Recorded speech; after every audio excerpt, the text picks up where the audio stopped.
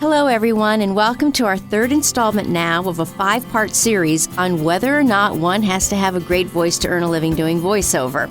I'm Samantha Paris, and here today is Vicki Baum. Welcome, Vicki. Hi, Samantha. Hi, honey. So, Vicki's journey to voiceover is an interesting one. She moved from Sacramento to the Bay Area for the greater opportunities to earn more money and got a job as an executive assistant to a real estate mogul. She then worked for 10 years and worked her way up the corporate ladder and got the big title job and the 6-figure-a-year income. And lo and behold, she was unfulfilled and ultimately unhappy.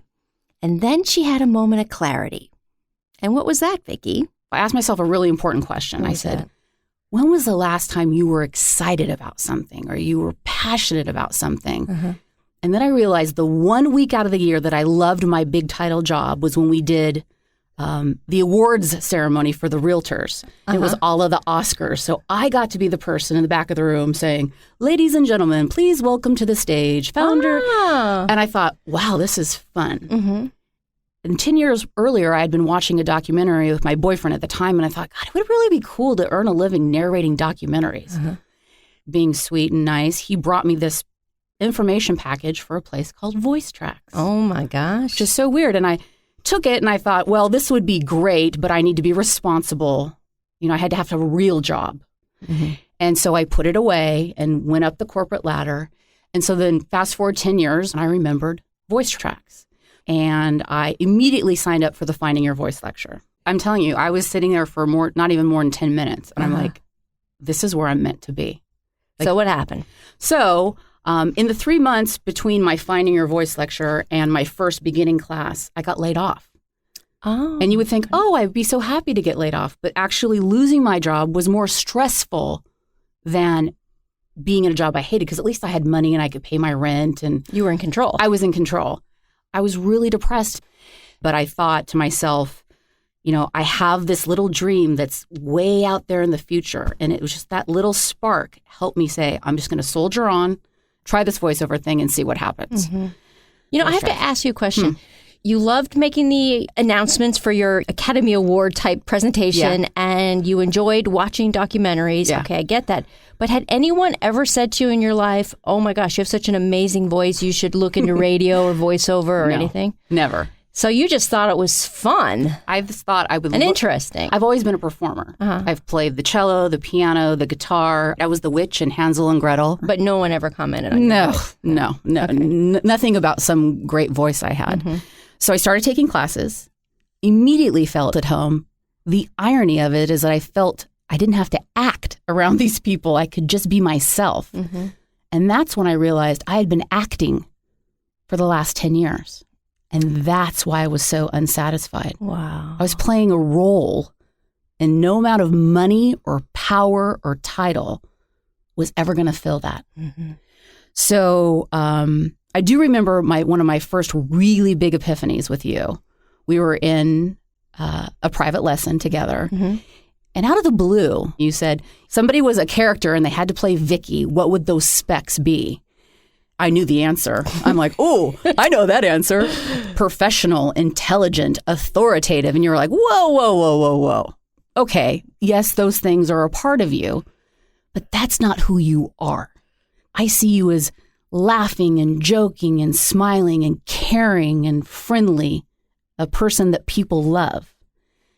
And it just clicked in my head that all this time I had been identifying myself by what I did and not by who I was. You know, we learn a lot of lessons here. And one of the biggest ones for me has been, you are enough. Mm-hmm. And as that lesson started to deepen, I started to really believe as an actor that all I had to do was just be myself.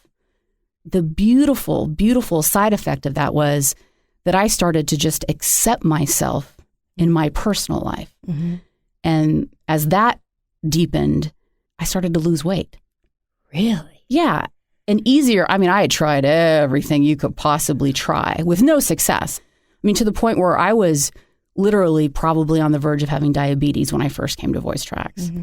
And just because those acting lessons were infiltrating my personal psyche, I started to believe that I was worth taking care of.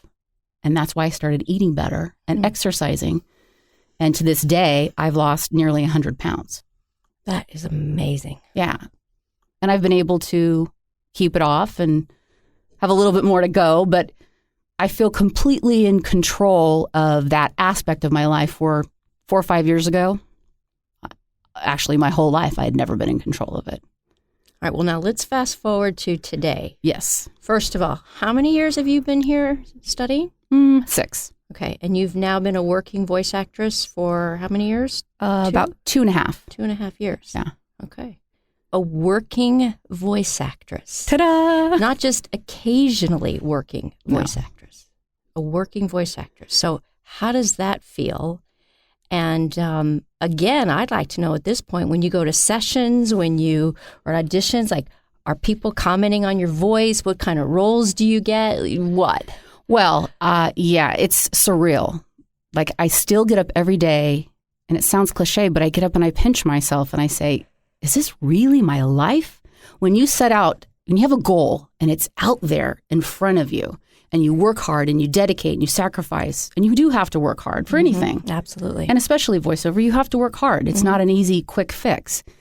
But then you finally get to that point where you're doing what you've been dreaming of. At least for me, I always want to stay grounded and grateful. So every day I get up and I get a little giddy and I giggle like, oh my gosh, this is really my life. So that is amazing. I have to remind myself that it's happening. But I do a lot of work as the mom, which you remember from the beginning. I wanted to be the sexy, sultry vixen, but I'm the mom. I'm the girl next door. I'm the lady that sells you pizza or detergent, because nobody has ever said, oh my God, your voice, it's so amazing. It's just, I have good training. It's you. It's You're me. being you. All right, so let me ask you something. Okay. Somebody, a total stranger, comes up to you and says, Vicki Baum, right? I heard about you. You do voiceovers, right? Do you have any advice for me? What do I do? What would you say? Well, I would say it can happen. Dream as big as you possibly can, and then be willing to put in the work necessary. But don't give up. If it could happen for me, somebody with just a dream and a hard work ethic and a normal, natural, average voice, if it could happen for me, it can happen for anybody. Thank you for sharing your story.